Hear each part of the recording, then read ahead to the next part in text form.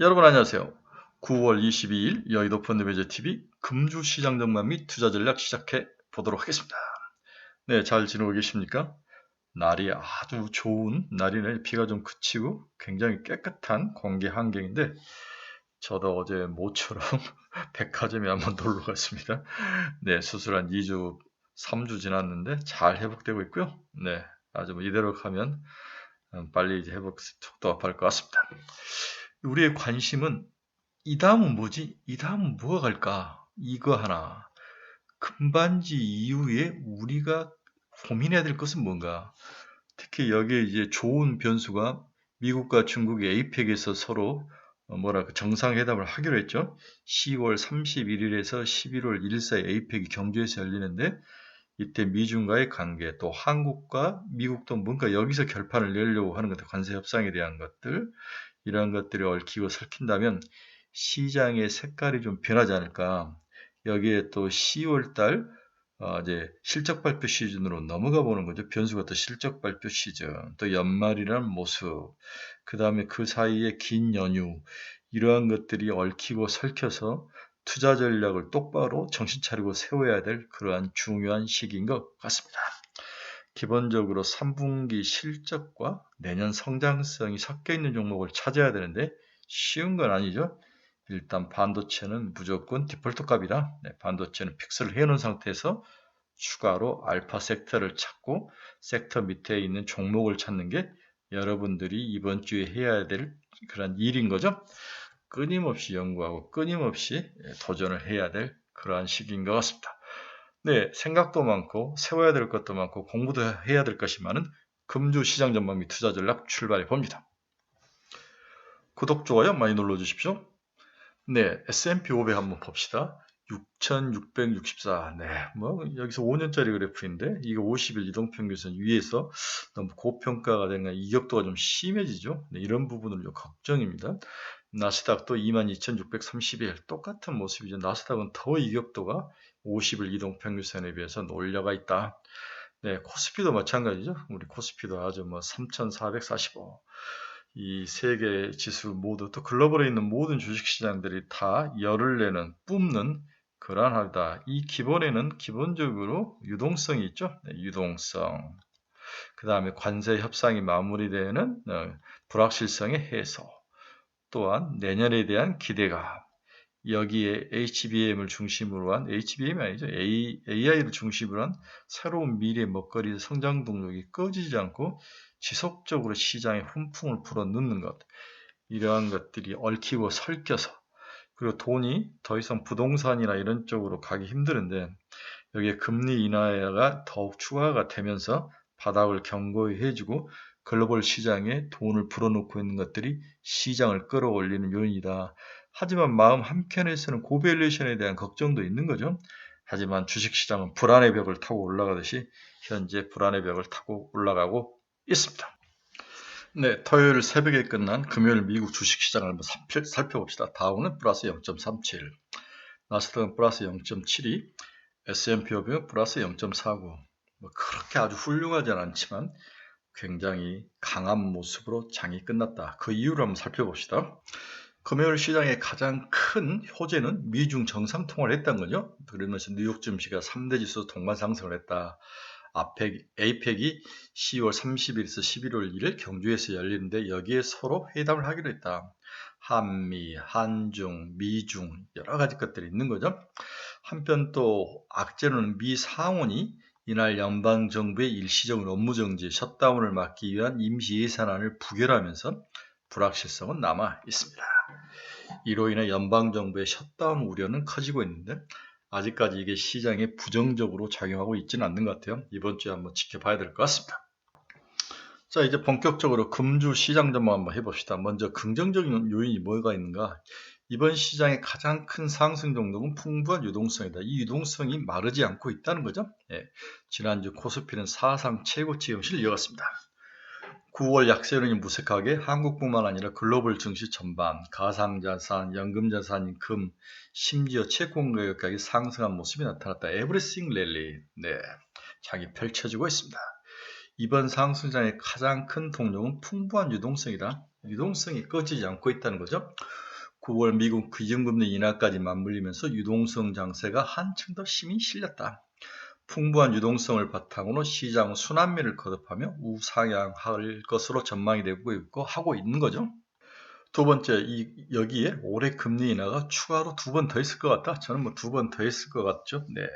FOMC 기자회견에서도 moderate long-term interest는 낮고 안정적인 인플레이션과 최대의 고용 발표가 나타난 결과다. 이렇게 설명하면서 여러 가지 이야기를 했는데 상당히 추가로 금리 인하가 더 낮아질 것이다. 이런 생각이 있는 거죠. 네. 이제 문제는 이제 노동시장의 악화인데, 노동시장이 물론 악화는 되고 있는데, 그렇게까지 심하게 악화되고 있지는 않다. 기업들이 자르지도 않고 고용하지도 않는 그런 상태가 유지되고 있다. 이렇게 보는 게 맞을 것 같아요. 여기 외국인 고용 노동자들이 들어오지 않으면서 고용을 하는 업주 입장에서 굉장히 머리가 아프긴 한데, 일단 쉽게 확 망가질 것 같지는 않지만 좋아질 일은 없는 거죠. 세 번째는 소비 불안에도 AI 투자가 G2의 경제를 받치는 중이다. 네, 이게 이제 가장 중요한 요인이죠. 현재 미국 GDP 성장률을 살펴보면 정보 처리 장비 및 소프트웨어에 대한 투자 기여도가 개인 소비 지출의 기여도를 추월을 하고 있다. 굉장히 중요한 이야기를 하고 있네요. 미국과 중국 경제의 공통적으로 지목되는 우려 요인 중 하나가 소비 둔화죠. 소비 둔화. 중국은 미국을 비롯한 주요 선진국과 달리 전체 소비에서 서비스 소비 비중이 낮고 중국은 낮고 변동성이 큰 제야 소비 비중이 높은 상황이다. 미국과 중국 모두 동일하게 소비에 대한 우려가 장기간 지속되고 있으나 미국 경기만 상대적으로 안정적인 평가를 받을 수 있는 이유 중 하나는 변동성이 낮은 서비스 소비 비중이 높기 때문이다. 중국과 좀 다르다는 거죠. 중국은 서비스 소비 비중이 낮고 대신 재화 소비 비중이 높은 상황. 따라서 미국 상무부는 최근 12가지 항목으로 구성된 서비스 소비 확대 정책을 발표를 했다. 이구환신 등 재화 소비 부양책으로만 전체 경기를 견인하기는 한계에 있다는 것을 인지하는 것으로 보이며 선진국처럼 서비스 소비 비중 확대를 시켜서 안정을 도모하는 동시에 새로운 성장 돌파구를 마련해 나가는 의도가 깔려있다. 중국도 이제 서비스 산업을 키우는 거죠. 네, 서비스 산업을 키운다. 그렇게 해야만 변동성이 큰 재화 소비 비중을 좀 줄여야만 미국처럼 뭔가 안정된 국가의 모습을 가져가는 것을 배운 거죠. 따라서 현재 미국 GDP 성장률을 살펴보면 정보 처리 장비라든지 소프트웨어와 같은 투자 기여도가 개인의 소비 지출 기여도를 추월하고 있다. 굉장히 중요한 모습입니다. 이게 이제 세계적으로 미국이 제일 잘하기 때문에 미국 주가가 그렇게 상승을 해도 사람들이 크게 걱정을 하지 않는 모습.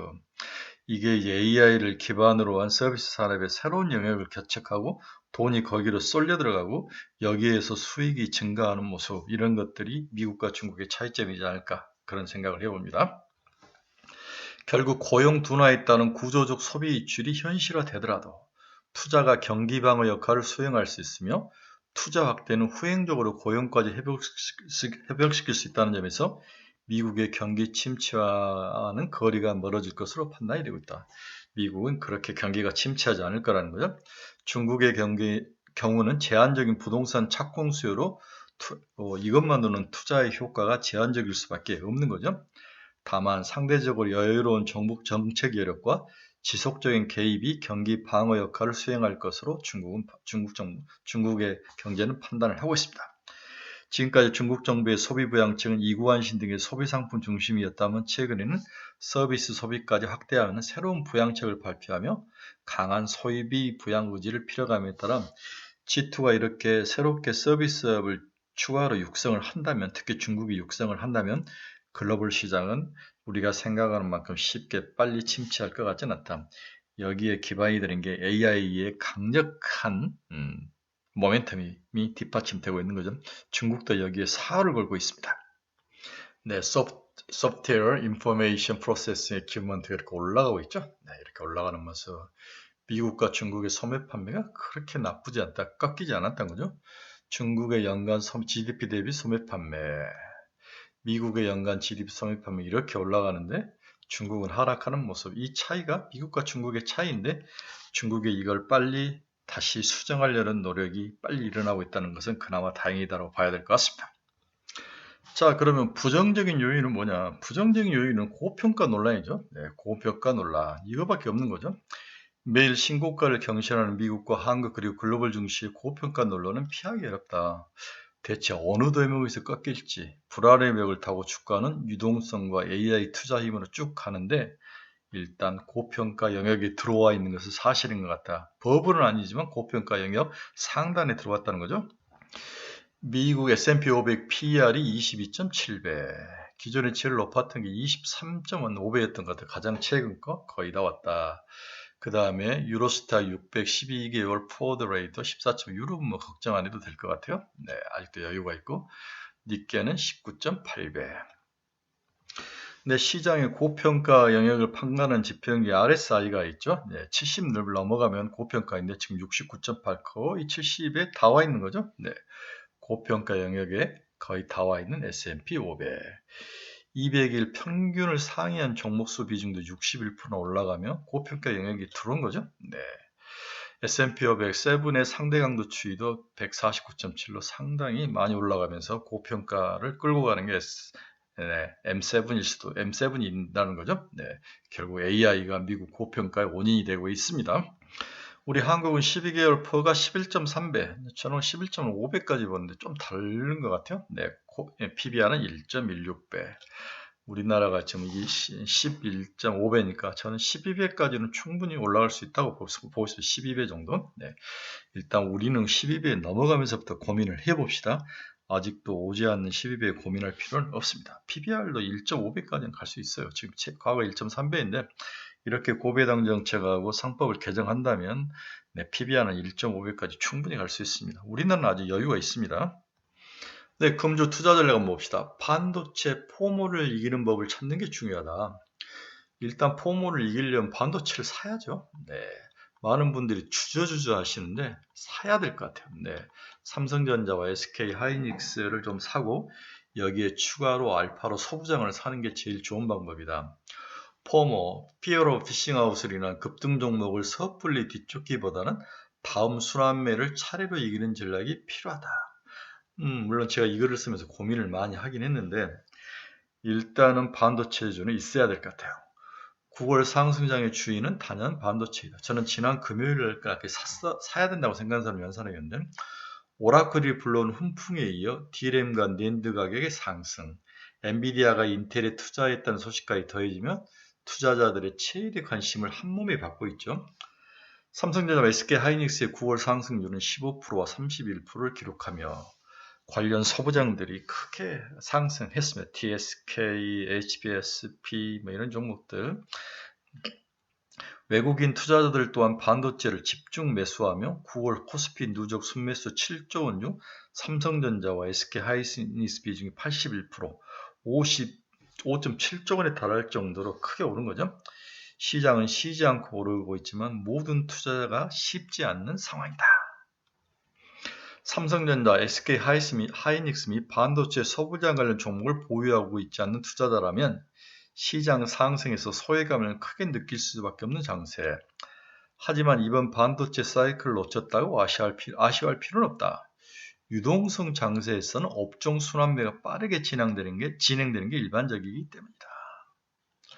그렇죠. 또 온다는 거죠. 기다렸다가 또 빠지면서 하면 될 것 같아요. 따라서 폼으로 인한 급등 종목을 섣불리 뒤쫓기보다는 다음 순환매 차례를 기다리는 전략이 필요하다. 금주는 일단 뜨거운 반도체 및 테크 업종을 포트폴리오에서 무리하게 채우기보다는 단순 순환매 차례를 기다리는 전략을 추천한다.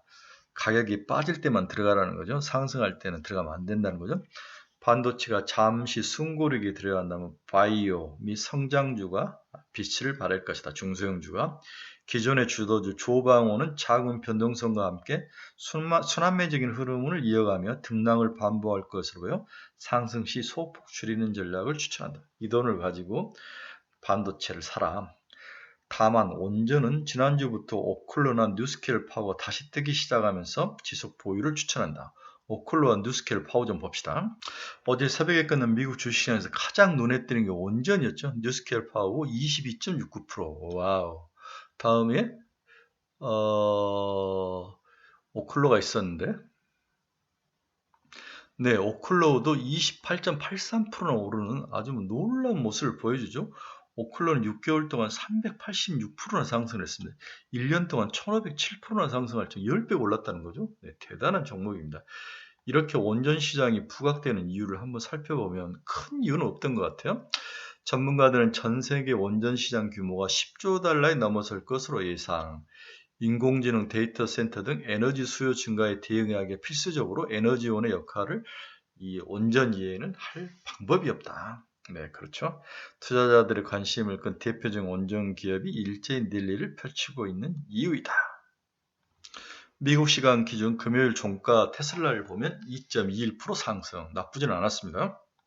그리고 제가 강력히 밀고 있는 오라클이 4%나 넘게 상승하며 308달러를 넘어섰습니다. 네, 사셔야 됩니다. 오라클은 무조건 사셔야 되죠.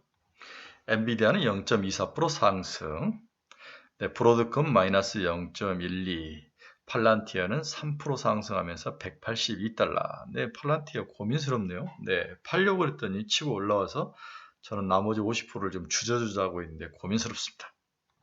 다시 금주 투자 전략에 돌아와서 오클로와 뉴스케일 파워, 이번 주에는 원전주가 상당히 강한 움직임을 보일 것으로 예상이 되고 있습니다.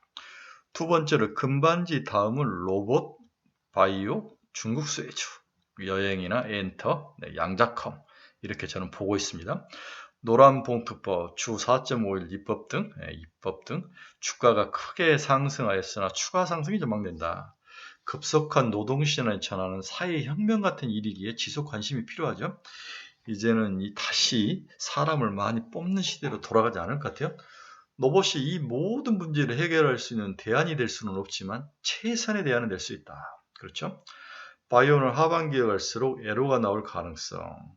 알테오젠, 알데가 아닌 알테오젠, ABL 바이오, 보로노이, 니가캠, D&D 파마테, G2G 바이오, 올릭스 이러한 종목들 위주로 가지고 있어야 된다. 하반기에 반도체와 바이오는 큰 시장에 설 것이다. 당분간 집중 공략 섹터로 보고 지속 보유를 추천한다. 또한 시진핑 APEC에서 미중 대화가 있기 때문에 시장이 선반영된다면 상당히 중국 관련들 여행, 엔터, 뭐 이런 좀 화장품, K 화장품도 나쁠 것 같지는 않아요. 한한령의 피해주들도 이번 주에 시장을 리딩할 가능성이 굉장히 높아 보입니다. 또한 옷 같은 것들이 날씨가 변화하면서 제가 추천하는 감성 코퍼레이션 10,000원까지 버티자. 그리고 다시 정리하면 바닥에 있는 화장품 섹터, 미국에서 강하게 불고 있는 양자컴도 굉장히 좋은 것 같아요. 그래서 지금은 유동성 및 순환매 장세인 만큼 내 차례를 기다리는 미약이 필요하다. 세 번째 투자 전략은 3분기 실적 시즌에 관심을 둬라. 현재 여러 애널리스트의 3분기 실적 전망치를 요약 정리해보면 좋은 쪽이 반도체, 디스플레이, 유틸리티, 방산, 호텔 레저, 2차 전지죠. 실적 전망치 상승치가 우수한 상황이다. 기타 코스닥 기업 중에서 헬스케어, 소프트웨어 업종들이 실적 전망이 밝아 보인다. 3분기 실적 시즌에 들어오면 이것저것 선별하기 여러분이 힘들 건데 이걸 대비해서 반도체, 바이오, 국경절 수혜주, 로봇 등의 지속적인 관심이 필요하다고 추천해 줄 수밖에 없는 상황입니다. 그래서 3분기 영업 컨센서스를 보면 치고 올라오죠. 3분기 꼭지가 나쁠 것 같진 않아요. 이건 반도체주의고 1개월 이익 모멘텀 변화 업종들 봐도 올라오는 게 디스플레이, 반도체, 유틸리티, 상사와 자본재, 호텔, 레저 이런 종목들이 나오고 있습니다. 이익 모멘텀 하이 업종은 IT 하드웨어, 에너지, 철강, 운송, 건설, 건축 이런 종목을 좀 피해야 되지 않을까 그런 생각이 드네요. 네 번째, 추석의 연휴 대응 전략은 뭐냐? 긴 추석 연휴를 앞두고 이번 주 투자 전략은 저는 그냥 스테이를 추천한다. 이번 주 추석 자금이나 연휴를 앞두고 팔려가 집중적으로 나올 것으로 예상이 됩니다. 항상 그래 왔으니까 팔았다 다시 사는 전략은 좀 비추인 것 같아요. 네, 그냥 스테이로 소폭의 현금을 가지고 빠지면 오히려 사는 게 맞을 것 같다. 가을에 너무 많은 주식시장에 단기 축제들이 기다리고 있다. 개인적으로는 12월 먹을 게 있을 것 같아요. 실적 발표도 나쁠 것 같지 않고 미중 정상회담, APEC 회의의 기대감, 추가 금리 인하, 내년에 대한 기대감, 한미 관세 갈등 해소 이러한 것들이 줄줄이 대기하고 있기 때문에 굳이 긴 연휴를 피해갈 필요는 없다. 스테이로 그냥 가져가자. 이게 제 전략입니다. 마지막으로 이번 주 주요 경제 발표 일정 한번 봅시다. 9월 20일 한국은 수출 1일에서 20일 수출 데이터가 나오죠. 네. 중국의 LRP 금리 결정. 네. 9월 23일 미국 S&P 500 PMI 지수 뭐 크게 영향을 못 미칠 것 같아요. 24일은 미국 신규 주택 판매 건축 허가. 25일 실업수당 청구 건수. 그 다음에 내구재 주문, 기존주택 판매, 26일 미국 코어 PC 인플레이션 MOM, 미시간대 소비자 신뢰지수, 코어 PC 인플레이션 지수. 이거 좀 중요한 모습이네요. 네, 이렇게 돼 있는데 이번 주는 뭐 크게 문제는 없을 것 같고 다만 그 23일인가요? 마이크론 테크놀로지 실적 발표가 있는 것 같은데 그 부분 한번 챙겨 봐야 될 것 같아요. 챙겨 드리겠습니다. 네, 이번 주 관심 종목 10종목은 제 카페에 딱 올려놨습니다. 네, 이번 주 추천 종목 10종목 올려놨으니까 여기에 들어오셔서 보시기 바랍니다. 네, 좋은 종목들 요즘 책을 잘 맞고 있죠? 추천 종목 10종목. 네, 10종목 올려놨으니까 한번 꼭 보시기 바랍니다. 여러분 중에서 투자의 방향성을 잃어버리시면 종목 상담이 필요하신 분들, 관심 종목이 필요하신 분들 제 카페 주소 치고 들어오시기 바랍니다. 최근에 많은 분들이 들어오시는데 많은 행복감을 느끼십니다. 네, 이번 주는 다음 주 이제 추석 연휴를 앞두고 어떤 전략을 쓸 것인가. 기관들이 어떻게 국내 기관 투자가들의 물량이 좀 나올 것 같은데 이걸 어떻게 소화할 것인가. 나는 어떻게 투자 전략을 세울 것인가. 이런 것들을 본인 스스로가 잘 세워야 돼요. 그렇지 않으면 흔들릴 수는 있는데 나쁠 것 같지는 않다. 그렇게 좋을 것 같지도 않지만 이렇게 좀 긍정적인 스탠스를 두고 이번 주 일주에 투자에 임해야 되지 않을까. 그런 생각을 해봅니다. 네, 일요일 아침입니다. 오늘도 즐거운 가족과 행복한 시간, 운동도 많이 하시고, 네, 좋은 데서 맛있는 음식도 많이 드시고, 즐겁게 보내시길 바랍니다. 여러분 감사합니다. 저는 화요일 새벽에 뵙도록 하겠습니다. 즐거운 하루 되십시오. 감사합니다.